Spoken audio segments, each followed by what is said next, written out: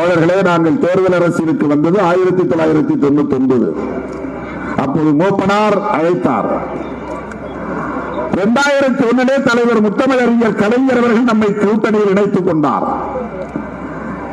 அதிலிருந்து இதுவரையில் 2 முறைதான் நாம் திமுக அணியில் இல்லாமல் செயல்படக்கூடிய நிலை ஏற்பட்டு இருக்கிறது. ஒன்று 2006 சட்டமன்ற பொதுத் தேர்தலில் திமுக அணியில் நம்மால் இடம்பெற முடியவில்லை. ஆனால் 2006 உள்ளாட்சி தேர்தலில் திமுக அணிக்கு வந்துவிட்டோம்.